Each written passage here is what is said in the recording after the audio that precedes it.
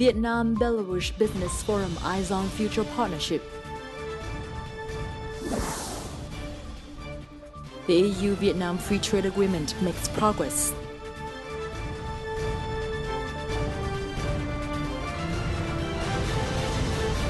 Hello and welcome to Bizline, brought to you by VTV International. You're with me, Linh Hương from Hanoi. As usual, we'll start with several highlights in the economic scene from the past week.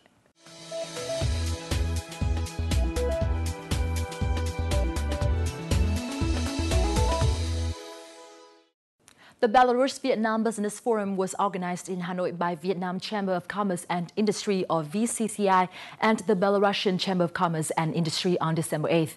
The event coincided with Belarusian President Alexander Lukashenko's official visit to Vietnam. Over 30 Vietnamese and 22 Belarusian businesses attended the forum.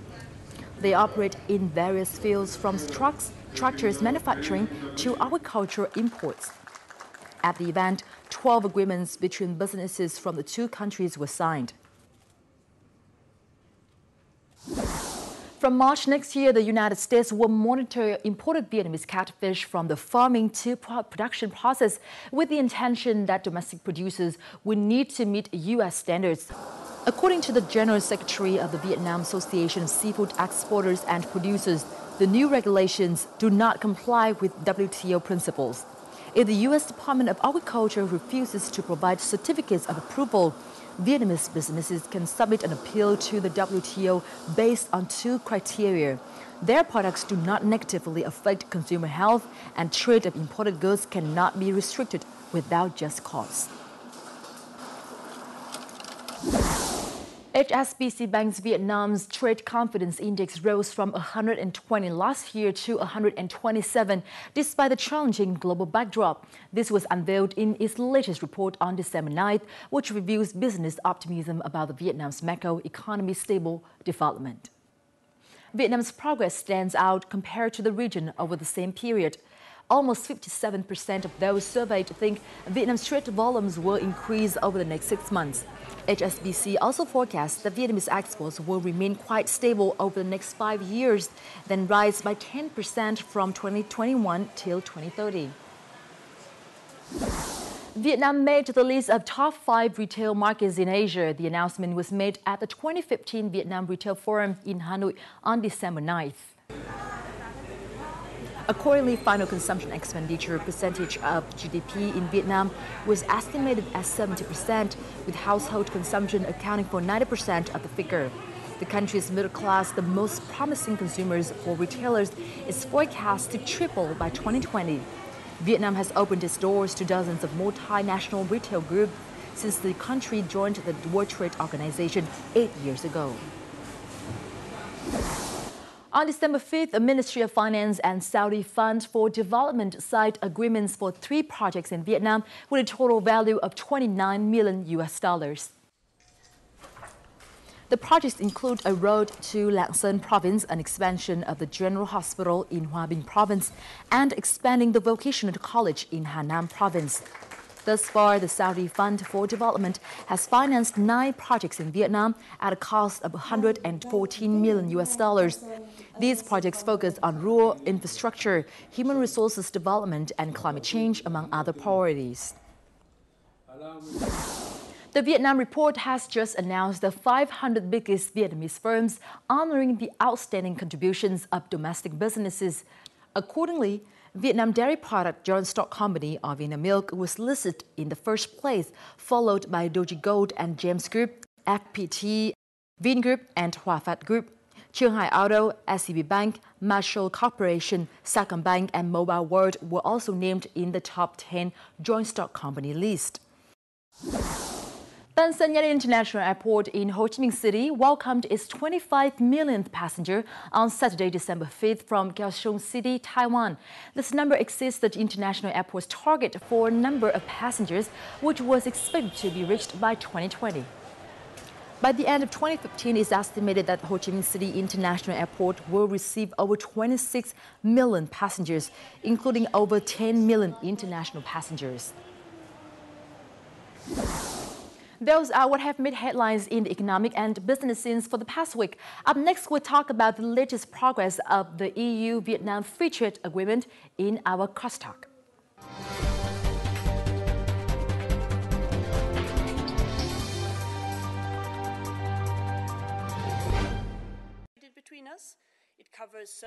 On August the 4th this year, the European Union and Vietnam reached an agreement in principle for a free trade deal after 2.5 years of intense negotiations. On December the 2nd, Prime Minister Nguyễn Tấn Dũng witnessed the signing ceremony that marked the conclusions of negotiations on the EU-Vietnam Free Trade Agreement, or EVFTA, in Brussels. Technical and legal procedures are being completed to submit the EVFTA to the European Parliament, with the pact expected to take effect in late 2017 to early 2018. A detailed roadmap to fulfill Vietnam's commitment in the trade deal was announced at a press conference organized in Hanoi on December the 7th. In 2015, EU investors committed a total of $1.3 billion in foreign direct investment, and thus became Vietnam's third largest foreign investors partner. The EU is the biggest donor to Vietnam, not by congressional loans that added to public debt, but by grants that support sustainable development. The EU is currently the second largest export market of Vietnamese products after the United States, and the second trade partner to Vietnam after China. In 2014, EU-Vietnam trade in goods was worth over 28 billion euros, a twofold increase over the past decade. Đây là một hiệp định chất lượng rất là cao, rất là toàn diện, và so với những cái cam kết mà Việt Nam đã đạt được trong các hiệp định trước đây thì hiệp định lần này có nhiều cái cam kết nó cao hơn, nó mang lại nhiều cái lợi ích cho đất nước hơn, nhưng mà nó cũng mang lại nhiều cái thách thức. The free trade agreement between Vietnam and the European Union, also known as the EVFTA, is considered one of the most high-quality FTAs Vietnam has ever signed. High quality because the commitment towards reducing trade tariffs of the two sides are high and the area of impacts are large. For Vietnam, signing one FTA with the EU is like signing another 28 FTAs with 28 individual countries within the EU bloc. Therefore, to update our audience with the latest progress and future impact of this EVFTA, we have invited to our studio today Mr. Bruno Angele, head of the EU delegation to Vietnam, to talk more about this. Thank you very much for being with us in our show today. Good evening. And before we talk, let's take a look at the following clip, which summarizes the milestones of the EVFTA negotiation between Vietnam and the EU.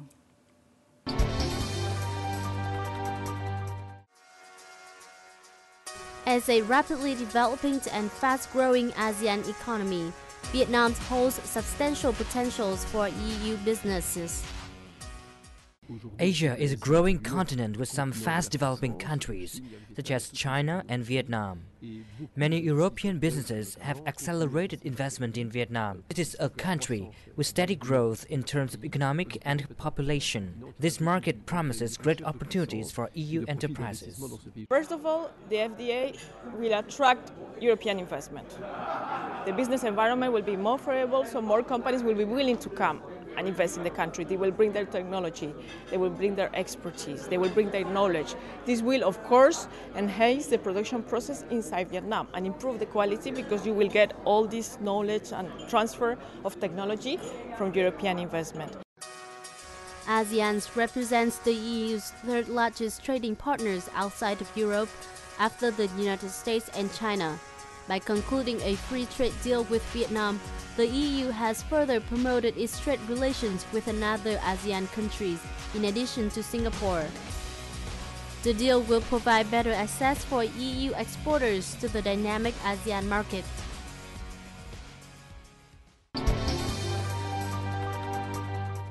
First of all, could you update us with the latest progress of the EVFTA negotiation process?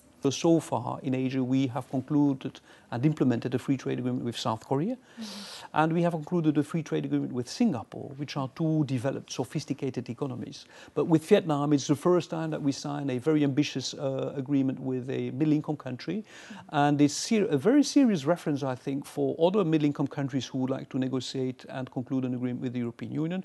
In your opinion, what is the most significant achievement the EU and Vietnam have reached during the negotiation for the free trade agreement? Within 7 years, Vietnam will have 0% income tariffs for its exports to the European market, covering almost 99% of the export items to the European Union market. So it's really very ambitious. The European Union on its side will get the same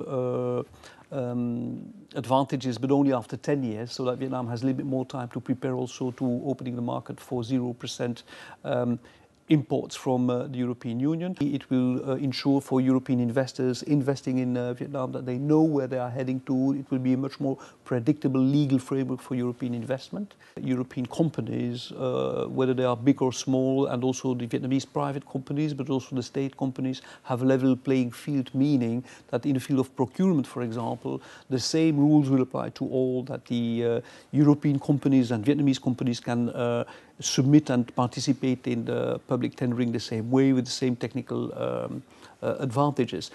Another point I would like to highlight, which is very important for us, but also for Vietnam, is the so-called geographic indications. This is a very attractive agreement, because geographic indications are actually products from a country or from a region that are recognized as typical products from one geographic area and that get legal protections. For Vietnam, it means that we have a list today of 35 products, typically Vietnamese products, that will be legally protected when entering the European market, meaning, for example, that coffee from Buôn Mê Thuột, fish sauce from Phu Quoc, that dragon fruit, Thang Long, these products will be legally recognized by the European Union as typical products from geographic areas in Vietnam, and that other countries using your brands, Buôn Mê Thuột coffee, for example, will not be accepted to import in the European Union market. And on the other side, what we call a typical wine from Bordeaux or Parmesane cheese from Italy, you will not accept that other countries would use the same geographic brand to import their products in Vietnam. So this is also a very good example, I think,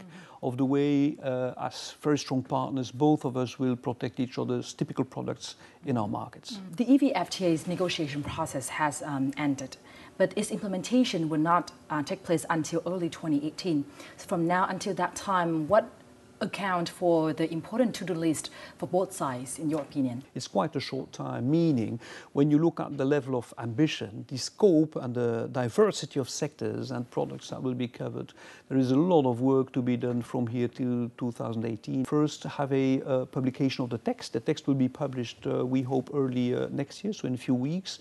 Then we'll have to do a thorough reading, common reading of the text, look at all the technical and the legal and the administrative implications, and we will set together a joint indicative roadmap. A joint indicative roadmap is actually a list of measures in the legal, administrative and technical field, also in the field of structural reform, institutional reform.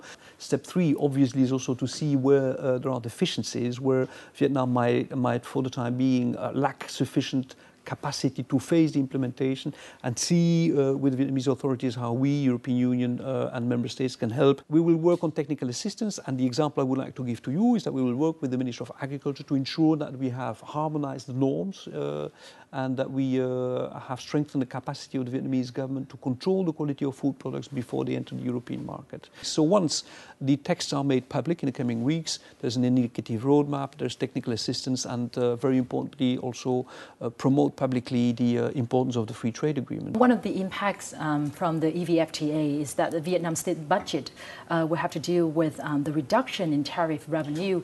How will this issue be addressed? In this transitional period, if you import items, European items, in the Vietnamese market with a zero tariff income duty, in the short term, you lose indeed fiscal revenue, but you should also look at it from a comprehensive angle, meaning if you import more quality European products, you will also increase added value taxes. So there will be compensation by fiscal revenue, maybe not exactly to bring back in balance what you lose, but there will be new sources of fiscal revenue through the added value taxes. And for sure, the free trade agreement will have fantastic advantages with a lot of compensations, and economic growth as such will increase fiscal revenues. The free trade agreement will bring more trade and more investment, and more European companies will come to Vietnam. And do you think that it's going to be a threat to Vietnamese companies? And if it's not, how can we make it a win-win situation for both sides?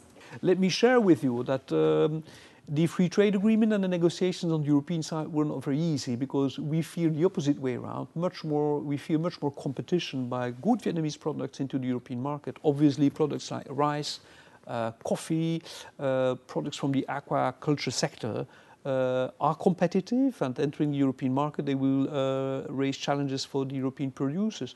Of course, we have also some measures there to ensure that we are doing this in a transitional way, so that the interests of European producers are not challenged too quickly. Because the key issue for you will be, if you have more capacity by homegrown companies of Vietnam to export to the European market, can you ensure that you do better branding? You also will need better market access strategies, so that Vietnamese producers can be much more effective in entering the European market. In recent years, many Vietnamese small and medium-sized enterprises have been preparing themselves for the opportunities that are to come with this FTA. Định hướng là chúng tôi sẽ làm những cái mặt hàng mà có chất lượng tốt để mà mình có thể tham gia được các cái thị trường khó tính. Chúng tôi cũng đã sẵn sàng các cái tâm thế cho cái sự thay đổi này, cả về các cái nội lực, cả về sức lực và trí tuệ. However, experts think that Vietnamese SMEs haven't prepared well enough to seize the opportunities that come with this FTA. One reason is the sophisticated demand of the European consumers. Exporting to the European Union does not mean only complying with the rules provided by the European Union on the import, technical rules, sanitary rules, but also to be able to satisfy European consumers. Hội nhập bao giờ cũng là cuộc chơi của các doanh nghiệp lớn, và các doanh nghiệp vừa nhỏ bao giờ cũng là đối tượng dễ bị tổn thương. Cho nên mọi chính phủ cùng với quá trình đẩy mạnh hội nhập, mở cửa thị trường là một cái chương trình có hiệu quả để hỗ trợ cho khu vực doanh nghiệp vừa và nhỏ trong nước. To help Vietnamese enterprises meet the high standards from the European market, MUTRAP, or Multilateral Trade Assistance Projects, ran by the EU delegations in Vietnam, has launched many training courses for better compliance with technical requirements. Let me pick up on the last point you mentioned about Vietnamese export. A lot of Vietnamese agro-produce, which are now exported to other countries, mostly in developed countries, are prone to some technical barriers. Yes. Look, for example, catfish or pangasius export from Vietnam are now subject to kind of tariff to the United States, or the kind of technical barriers into the United States. Do you think that there will be such things, such tools to be used by European countries on Vietnamese exports? In the European trade system, we don't do tailor-made technical barriers to sanction or to protect ourselves against competitive products coming from outside. It's not the way we do business. What we will do is just apply measures, norms, quality norms, standards towards Vietnam, as we do with everyone, to protect consumers in Europe, European citizens, to ensure food safety and safety overall, safety with electronic devices. We have, in the framework of the European internal market, harmonized standards. So a European producer producing that product, for example, in Portugal, to export to Finland or to Germany, will have to face and abide by standards that we have defined at the European level for the internal market, just to be sure that there are no technical barriers within the internal market. It's the same way we will deal with our external partners, obviously because the European Union is one single market. What we negotiate with Vietnam, the standards that we ask Vietnam to respect before bringing products into the European market are exactly the same standards as which we expect from countries like Brasilia, Japan or the United States of America. So there will be no tailor-made technical barriers. The key question is how can we be sure that Vietnam is capable, has the capacity to abide and respect the quality norms from the European market. The European market is a very sophisticated. There's nothing that will change basically. Your exports will be cheaper. That will change. You will export much more, but the norms will not change. So as you mentioned, in order for Vietnam to export great products that meet European standards, Vietnam needs to have strong companies, and particularly Vietnamese small and medium-sized enterprises. Yes. You mentioned earlier about the branding, yes. But what else besides branding do Vietnamese small and medium-sized enterprises have to improve? In general, what small and medium-sized companies face in Vietnam overall, not only to export to European markets, but in general, it's apparently a difficulty to get access to finance, to the banking sector. My feeling is that there's a lack of equal footing and level playing field between small Vietnamese private companies and the big conglomerates and very often the state-owned companies. We've seen over the last year in Vietnam also as a consequence and result of the financial crisis that the big state-owned companies had easier access to credit than the small and medium-sized companies. That is one thing. And then have a good understanding of the retail networks and the logistics to get into the European market. Another problem is indeed not only to produce and bring your goods to Bà Rịa Vũng Tàu in the terminals to have them shipped, but it's also to see what are the ways to logistically bring your products on the best cargo ships, how to have the best tariffs for transport, etc. And last but not least, as you just said, it's also branding. A lot of small and medium-sized companies today actually sell their products to intermediaries, to sales agents in European markets. And the final product coming from Vietnam is packaged and put under a label in Europe. And finally, no Vietnamese consumer buying the products would know this comes from Vietnam. Just to give a few examples, Vietnamese coffee obviously is one of the very big export items from Vietnam to the European Union. But there's very little Europeans knowing that they consume Vietnamese coffee. The same applies to textile and footwear, etc.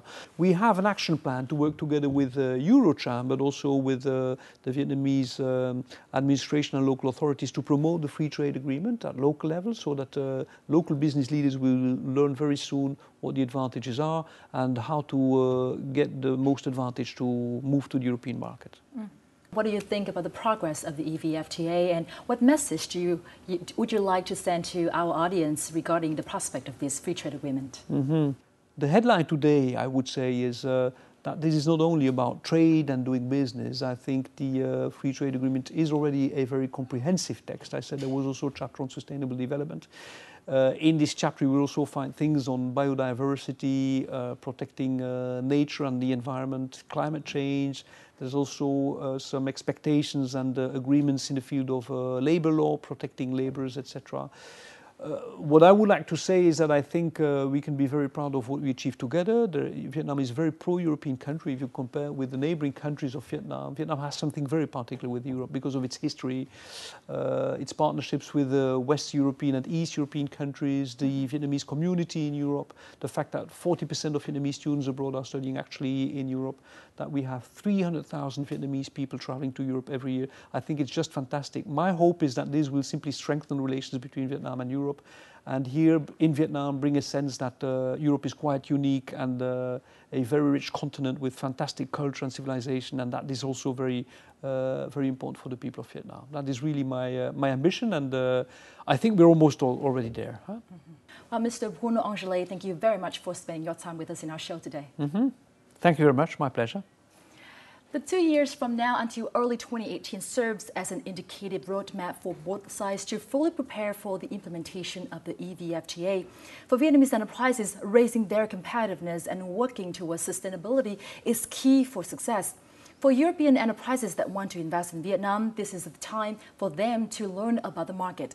For governments of both sides, it is time to implement programs towards improving the governance, transparency, and necessary transition steps to absorb the possible changes that this FTA will bring about. And that wraps up this episode of Bizline. Thank you very much for being with us. Feel free to log on to vtv4.vn or youtube.com/vtv4go to rewatch our program. And goodbye for now.